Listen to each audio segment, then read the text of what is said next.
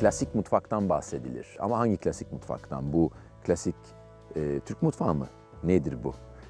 Klasik Hint mutfağı mı? Klasik işte Japon mutfağı mı? Genelde dünyada da böyle temel mutfak bilgileri öğretildiği zaman hep bir sebepten, yani sebep belli de bir sebepten hep klasik Fransız mutfağı öğretilir. Takıldığım ve sinirlendiğim, kızdığım bir konudur. Evet, zamanında notlar tutulmuş, yazılı çizili her bir şey kayıt altına alınmış. Bu da zaten bir geleneği, yani bir kültürü bir adım öteye götürmek için belki de birinci kurallardan biri bu.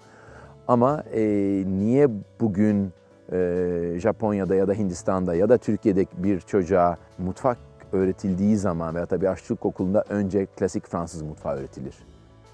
Ve bu niye bu temel olarak bunlar kabul edilir? 5 ana sos deniyor. Tamam da benim anam değil, Fransızın anası. Yani o yüzden bu absürt bir yaklaşım aslında. Temeli olmayan bir bina inşa edemiyorsak, aynı şekilde kültürel olarak da ister sanat, ister yani müzik veya da yemek veya herhangi bir alanda yani geçmişine bakmadan, temellerine bakmadan, köklerine gidip bakmadan bugünü ve yarını mümkün değil gidemeyiz veya da taşıyamayız.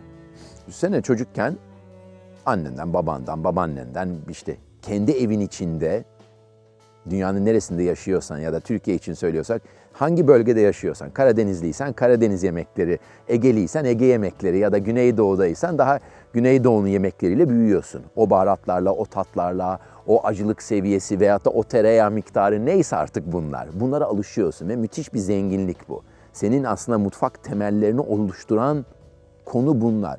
Ondan sonra okul zamanına geliyorsun ve diyor ki hocanın biri, onların hepsini bir kenara it, at onları tukaka.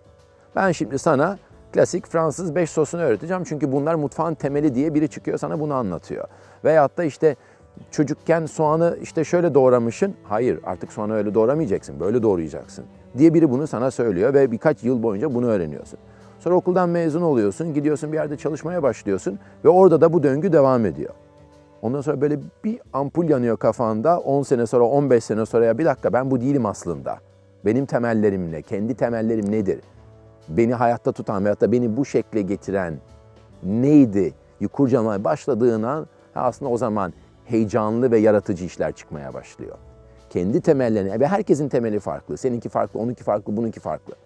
Ve o temellerin üzerine kurguladığın zaman gerçek iş çıkıyor ortaya.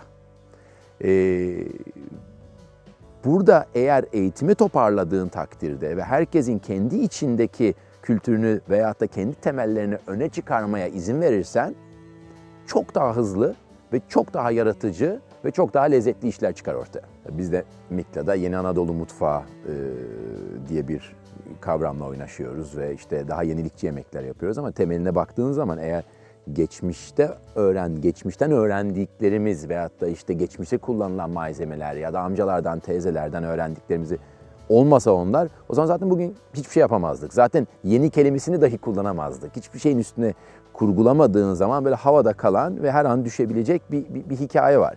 Aynı şekilde kuzey ülkelerine baktığın zaman evet bütün dünyada New Nordic mutfağı ve işte bütün bu yenilikçi mutfakların aslında belki de katalizörü olan yani kuzey mutfakları, daha yenilikçi kuzey mutfaklarına baktığımız zaman birçok yerde bir parça fazla gittiğini görüyoruz. Şu an gerçi farkına vardılar. O da çok sağlıklı bir hikaye. Belki de bu döngüyü yaşamaları gerekiyordu ama bir yere bir baktık ki evet bütün masalar tahta, yemekler birbirine benzer, tabaklar birbirine benzer.